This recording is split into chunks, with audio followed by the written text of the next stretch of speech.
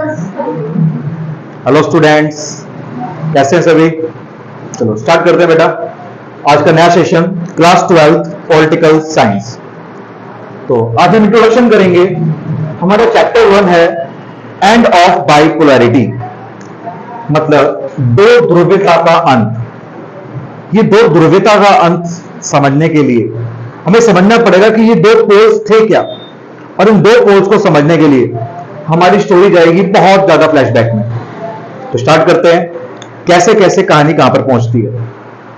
देखो, इस अर्थ पर एक सीक्वेंस रहा है चीजों के होने का, और सबसे पहले सीक्वेंस के अंदर हमारे पास आया कैपिटलिज्म। कैपिटलिज्म मतलब हम पढ़ चुके हैं कि पूंजीवाद जिसके अंदर एक कंट्री के पास अगर बहुत सारे पैसे हैं, कुछ लोगों के पास बहुत सारे पैसे हैं, तो अपने पैसों को इन्वेस्ट करने की सोचते हैं, ठीक है, जिससे कि वो और ज्यादा इनकम ग्रो कर सके, और ज्यादा इनकम जनरेट कर सके। तो ऐसे में अगर कोई कंट्री बहुत सारे पैसे रखती है और वो इन्वेस्ट करना चाहती है, तो इन्वेस्ट करने के लिए उसको किसी दूसरी कंट्री में जाना पड़ता है, और एक कंट्री जब दूसरी कंट्री में जाकर उस पर अपना ट्रेडिंग राइट बनाती है, उस पर उसकी इकोनॉमी पर कंट्रोल करती है, तो उसको बोलते हैं कोलोनियलिज्म।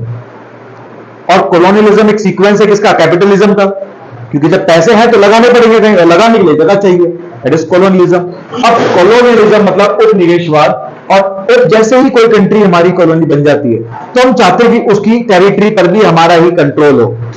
तो उसके बाद जन्म लेता है इंपीरियलिज्म, साम्राज्यवाद। चलो एक दूसरे तरीके से समझते हैं इसको। कोलोनियलिज्म एक पावरफुल कंट्री है, शक्तिशाली देश जैसे कि ब्रिटेन, और ये किसी डेवलपिंग कंट्री के ऊपर या फिर एक विकासशील देश जैसे कि इंडिया चाहता है कि ये मुझे मिल जाए। क्यों?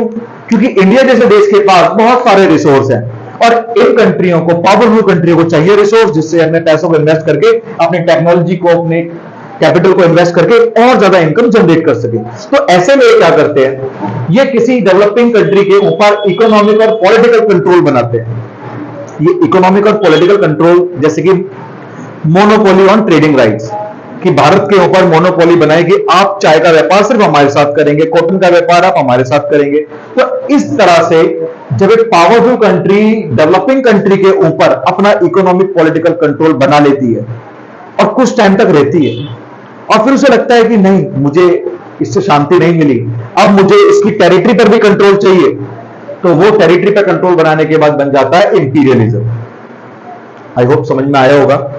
तो वर्ल्ड के अंदर दो तरह की कंट्रीज बन गई। एक तो थी हमारे पास पावरफुल कंट्री जो दूसरी कंट्री में इन्वेस्ट कर रही थी, और दूसरी थी हमारे पास डेवलपिंग कंट्री जिनके पास रिसोर्सेज बहुत सारे थे। अब पावरफुल कंट्री डेवलपिंग कंट्री की खोज में निकलती हैं, और पावरफुल कंट्री को हम डेवलप कंट्री के नाम से जानते हैं आज के समय पर। डेवलपिंग कंट्री तो जैसे इंडिया, चाइना और ईस्ट यूरोपियन कंट्री और एशियन कंट्रीज। ऐसे ही डेवलप कंट्री है ब्रिटेन, फ्रांस और कुछ वेस्टर्न यूरोपियन कंट्रीज। और हम एक बात और समझते हैं कि इंडिया के अंदर किस सीक्वेंस में बाहर की कंट्रियों से, वेस्टर्न साइड से कौन कौन सी कंट्री किस किस टाइम पर कब आई। तो देखो, इसके लिए एक शॉर्ट ट्रिक बनाई है, इसका नाम है pen drive first there. It is very funny trick but it is very useful. So देखो, P for Portugal, E for England, N for Netherlands, D for Dutch, F for France and G for Germany. और यही sequence था जिसके अंदर भारत के अंदर invention हुआ। इसी सीक्वेंस में ये सारी कंट्री भारत के अंदर आई, और भारत को हर तरह से, इंडिया को हर पॉलिटिकल इकोनॉमिक व्यू से अपनी कॉलोनी बनाने में लग गई। ठीक है, तो यहां तक कहानी का जो पार्ट चला वो क्यों चल रहा है, क्योंकि हम समझना चाहते हैं कि जिस तरह से भारत में बहुत सारी कंट्रीज आई, ऐसे ही ये बहुत सारी कंट्रीज सिर्फ भारत में नहीं, वर्ल्ड की और भी डेवलपिंग कंट्रीज के अंदर आई। और यहीं पे एक इवेंट जन्म लेगा जिसका नाम है world war. The story of world war started with colonisation.